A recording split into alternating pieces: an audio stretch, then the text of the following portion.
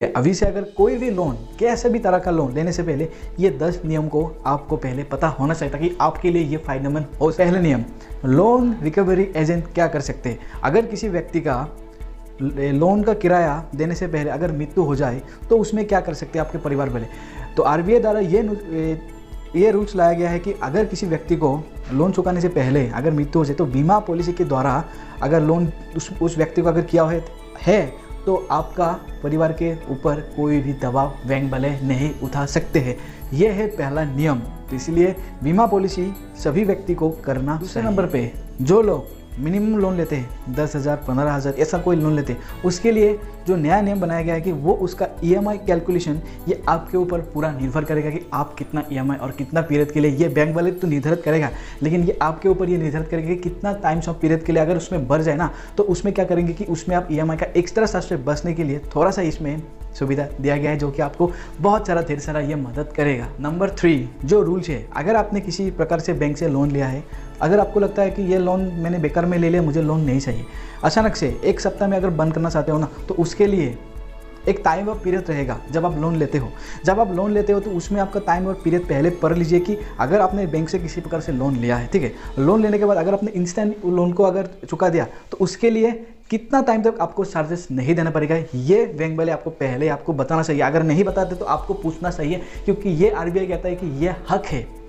ना। बहुत सारे लोगों को ऐसा लगता है ना मैंने लोन लिया हूँ लेकिन शायद मुझे लोन का अभी ज़रूरत नहीं है, बाद में ले लेंगे। उसके लिए थोड़ा इशू टर्म्स एंड कंडीशन जो भारतीय जनसाधारण को ये काफ़ी हद तक मदद करेंगे। अगर बैंक वाले का आप खुद ही पूछ सकते हो कि अगर मैंने इंस्टेंट लोन दे दिया तो मुझे अतिरिक्त जो शुल्क है ना वो कितना टाइम और पीरियड के लिए मुझे नहीं देना पड़ेगा। इसके लिए आप भी सोच सकते हो और पूछ भी सकते हो। और पे आ जाता है कि बिना दस्तावेज का लोन की स्वीकृति। इसका अर्थ होता है कि कुछ बैंकों का नॉन कोलेटरल जो लोन होता है ना उसके प्रक्रिया के लिए आपको पर्सनल लोन और बिजनेस लोन के लिए पूरी प्रक्रिया और अधिक ऑनलाइन होगी, जिससे ग्राहकों को समय और परेशानी दोनों से आप बच सकते हो। अगर आपने बिजनेस लोन ले लिया है या फिर कोई पर्सनल लोन ले लिया है तो ऑनलाइन के माध्यम से आप उसमें पहले से आप चुका सकते हो या फिर उसमें जो टर्म्स एंड कंडीशन रहेगा उससे आपको बहुत बड़ा फायदा मिल रहा है बिजनेस लोन और पर्सनल लोन के माध्यम से। बस आप पूरा कंट्रोल आपके हाथ में, ऑनलाइन के हाथ में आपके पास ही वो रहे। नंबर 5 पे आता है कि ब्याज दर की रणनीतियाँ, कितना ब्याज में हम लोन उठा सकते हैं। ये पूरा बैंक से आप जब लोन उठाते हैं ना उसका ब्याज कितना होगा ये आपका जो मंथली सैलरी होगा ना उसके ऊपर ही डिपेंड करेगा कि उसमें कितना हो सकता है। अगर आपका सैलरी 25,000 30,000 में होता है ना उस टाइम से क्या होता है कि अगर आपका जिसका सैलरी 60,000 80,000 उन लोगों का अगर ब्याज आपके ऊपर डाल दिया ना तो ये आप आवाज़ उठा सकता है। मतलब पूछ सकते हो कि ऐसा तो आरबीआई ने रूल्स जो 2025 जो बदलने वाला है ना ये आप लोगों ने बदला है कि नहीं।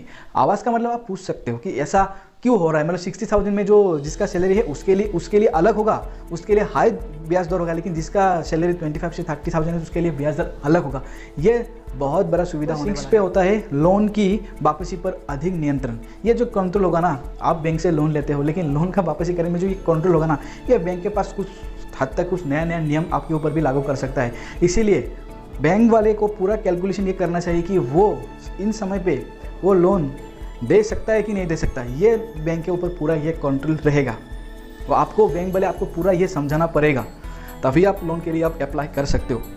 लेकिन बहुत सारे होता है क्या होता है कि टर्म्स एंड कंडीशन, इसमें ज़्यादातर लोन की वापसी पर जो टर्म्स एंड कंडीशन होता है वो तो हम लोग साइन कर लेते हैं, लेकिन आपका काम होता है कि उसको ध्यान से पढ़ो। नंबर 7 पे ये लिखा है कि लोन की चुकौती पे दौरान दिवालिया होने का खतरा।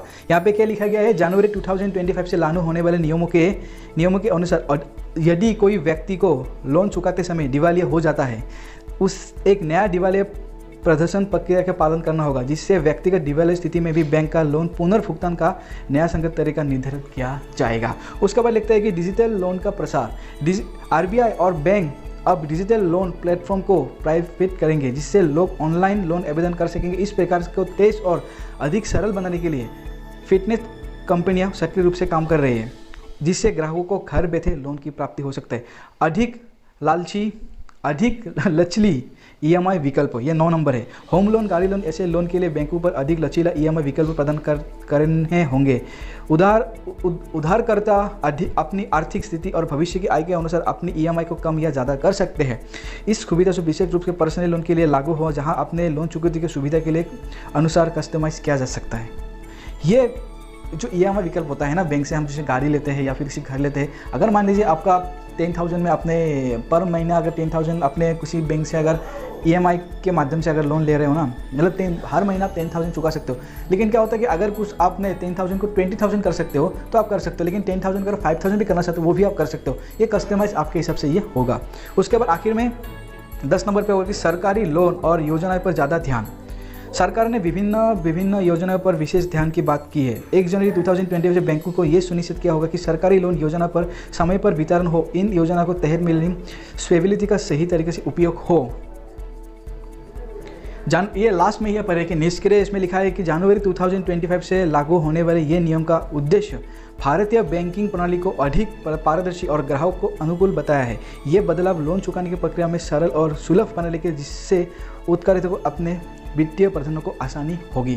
तो बस यही 10 नियम हैं 2025 से, जिससे कुछ ग्राहकों को रिलीफ हो सकता है। ये जो कस्टमर वाले सिस्टम है ना, घुमा फिरा के बात नहीं है कि जो कस्टमर वाले सिस्टम होगा ना, ये कुछ ज़्यादा अच्छा मुझे लग रहा है। बस आपको कुछ सवाल पूछना है लोन के रिलेटेड, कमेंट बॉक्स में पूछ सकते हो। तब तक आज के लिए प्रभु का नाम, जय श्री राम।